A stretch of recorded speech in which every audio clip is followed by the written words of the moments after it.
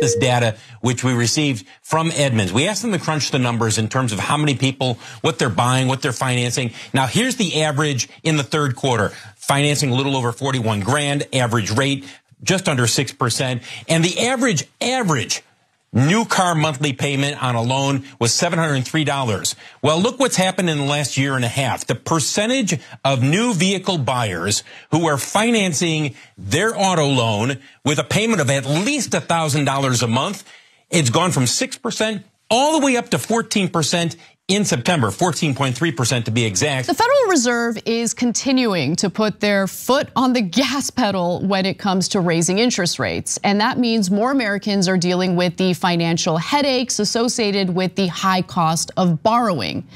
Look, that's terrible enough for those who need to finance basic necessities like housing, food, or transportation. And consumer debt is already at an all-time high, which is a testament to just how little Trump's $2 trillion tax cuts for the rich trickled down on us. But there are growing concerns regarding subprime loans in the auto industry, which could translate to borrowers finding themselves unable to cover their monthly car payments. In order to fully understand the gravity of this issue, we need to dive into the numbers and see just how much car debt Americans have racked up over the years. When the Federal Reserve lowered interest rates in response to the economic collapse of 2008, which made it far cheaper to borrow, Americans took on greater amounts of debt in order to buy cars. In 2000, Americans had less than $600 billion in motor vehicle loans outstanding, according to the Federal Reserve Bank of St. Louis. By the third quarter of 2022, Americans owed just shy of $1.4 trillion on car and SUV debt, a full doubling in barely a decade. Soon, Americans started taking out pricier car loans that could be paid off in a longer period of time, which is not a good thing. For example, according to Edmunds, in 2010, the average auto loan was around $26,000. But that figure jumped to $32,000 by 2019. And while it was far more common to finance cars with 5-year terms back in the day, Americans started signing up for 6-year terms even before the pandemic. Some loans today have terms as long as 9 years, believe it or not. And I know what you're all thinking. Obviously, Americans started borrowing more for their cars due to inflationary pressures. The price of vehicles likely rose over the years, right? But believe it or not, that wasn't the case until the pandemic squeezed the supply of available vehicles. From the mid-1990s until 2010, the price of a new vehicle remained flat. After 2010, the price rose by about 8% in total until 2020. So as with many facets of society, the pandemic disrupted and changed things. The shortage of car parts and semiconductors severely limited the supply of cars, and the Fed's ongoing fiscal policy of low interest rates, meaning cheap money, drove car prices way up. The price of new cars rose 20% between 2020 and November of 2022, the sharpest increase on record.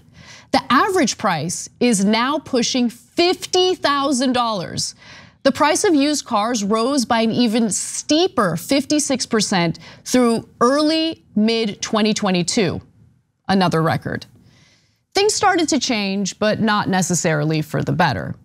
Since the beginning of 2022, the central bank reversed course on easy money and began raising interest rates to tamp down on inflation. That means that the cost of borrowing for a car has gone up significantly. The average auto loan interest rate was 5.66% in March of 2022. But by March of this year, the average cost of borrowing rose to nearly 9%. But for some, a $700 monthly car payment is actually a bargain.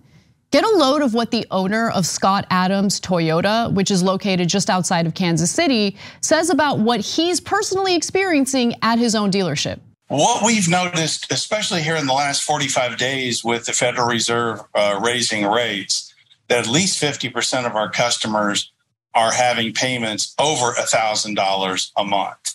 When you include sales tax and sometimes property tax, it's even more than that. So it's at least 50% of the cars and trucks that we are selling. And these astronomical car payments are causing some pretty serious issues.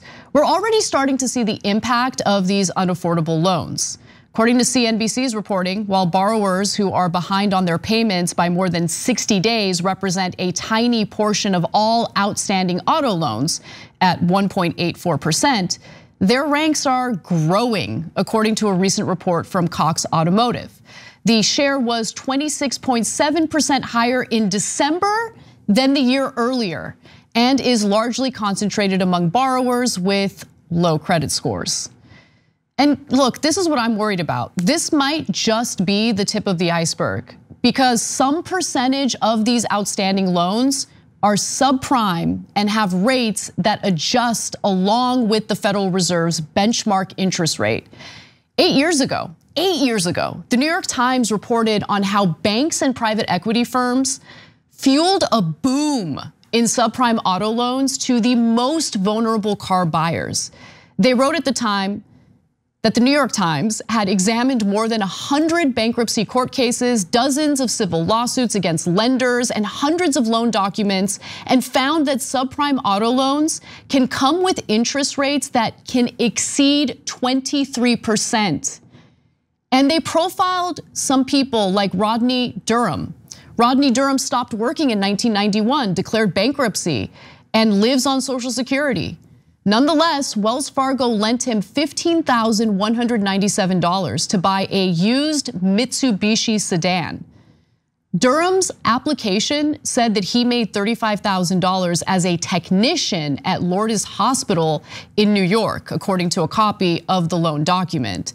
But he says he told the dealer he hadn't worked at the hospital for more than 3 decades. Now, after months of Wells Fargo pressing him over missed payments, the bank has repossessed his car. Durham is one of millions of Americans with, unfortunately, bad credit. And these are the people who were easily obtaining auto loans from used car dealers, including some who fabricate or ignore borrowers' abilities to pay. And the real question is how many of these subprime car loans exist? And how are these Americans making ends meet with rising interest rates that are making their loans way more expensive and difficult to pay on time? The problem is state and federal lawmakers allow banks and private equity firms to prey on working Americans. But once there's an economic hiccup, like pandemic-induced inflation, these Americans are on their own. That's what happened with Americans who lost their homes, who were foreclosed on as a result of predatory subprime mortgages during the 2008 collapse. And it's likely the same will happen again, only this time with cars.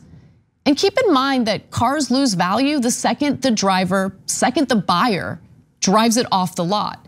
So even if the borrower tries to sell the car, it's very likely that they're underwater and owe more than what the car is worth.